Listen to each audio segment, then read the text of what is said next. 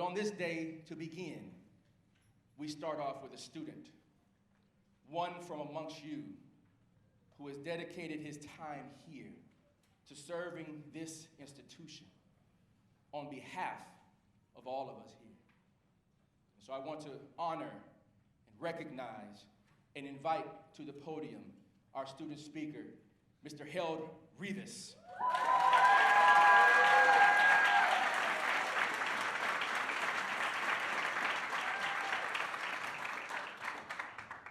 Good morning, everyone. Good morning. I like that. I hope this day finds you all, thus the name, rejoiced. I hope this day finds you all truly blessed. I hope that this day and the days coming forward bring you great peace.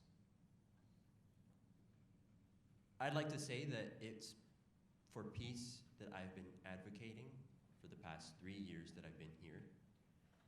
It has been truly an honor to represent all of us as students, not just for what we are as students, but for what we can be in the world tomorrow.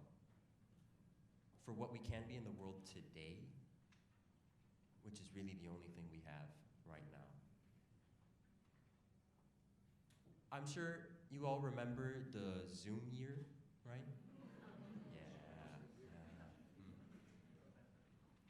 That was my first year here. So sad. No, let's not start with the sad. I had a great time that Zoom year. I really did. That was a year where I got to learn a lot more about what it means to adapt to circumstance, what it means to thrive in the midst of what we might call adversity. I am very blessed to have had the resources and the support from my family, which is here today.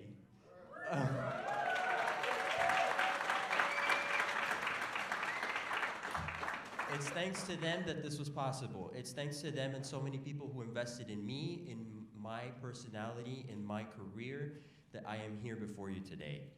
So I just want to take a moment to acknowledge that, and also to acknowledge, and I'll say this in Spanish as well, that my grandma is here all the way from Colombia. Muchas gracias, mamá Nilia, por estar aquí con nosotros. Realmente es un honor, es un placer, es un gusto estar aquí compartiendo este momento con usted. What I've just said to her, it's a truly an honor, a blessing, a pleasure to be spending this time with her. We really get to see each other probably once a year, and thankfully she came all the way from Colombia to spend this last month and a half with us. So I could not be more grateful.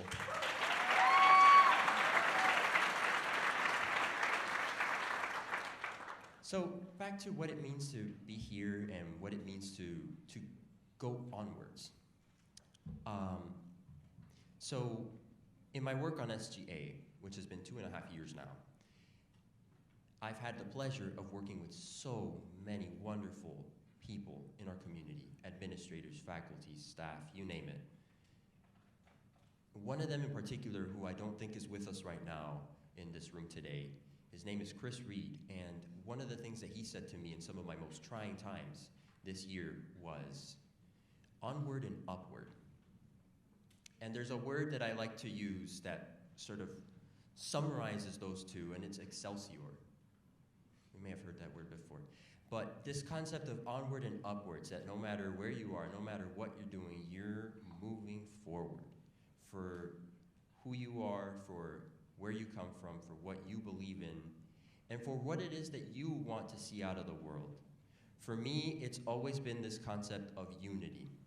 I mean, even from my heritage, that I come from African, European, and indigenous heritage, although I can't really trace where those are coming from. But the fact that I have all three means that I can be and want to be an agent of unity.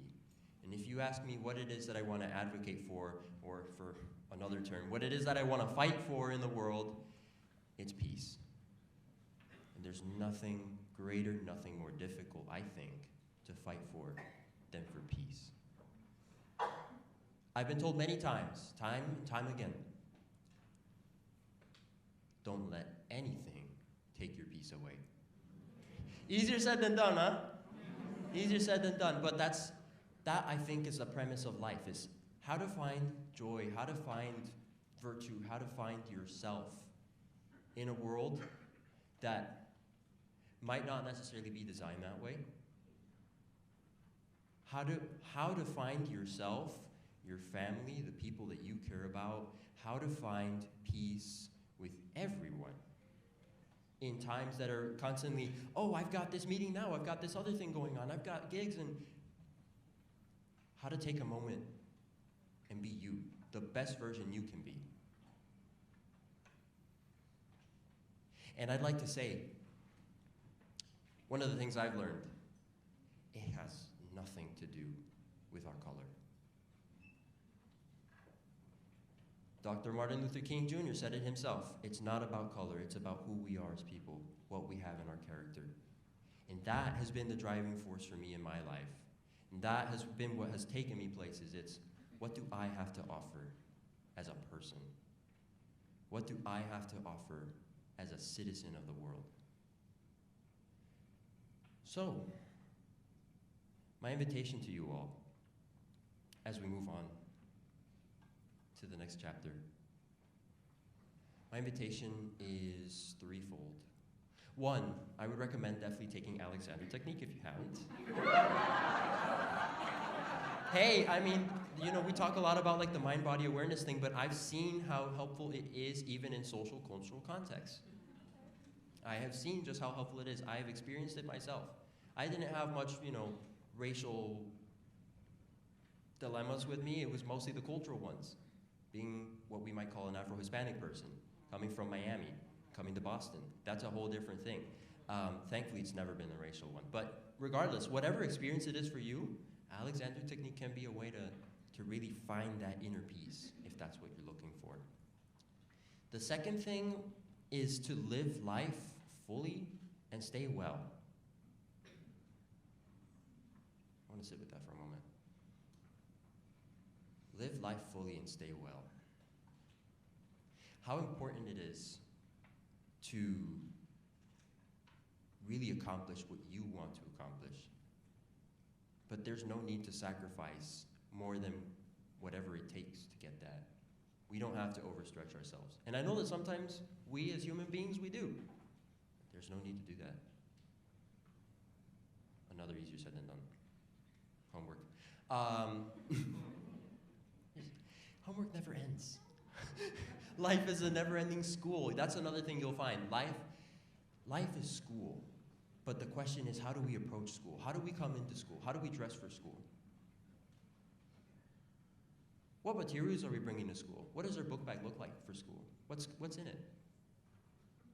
Are we pumped up for the game? That's how we gotta approach life.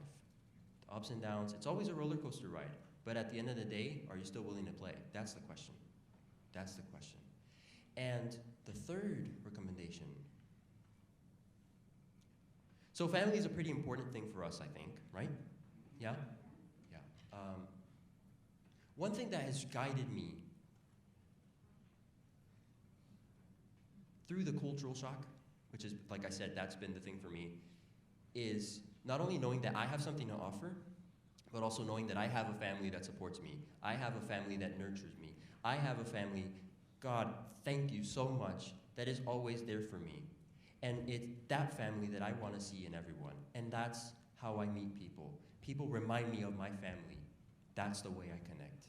I say to you, if you have a family that you appreciate, that you adore, that supports you, that's with you, you want to see family in everyone that you come across.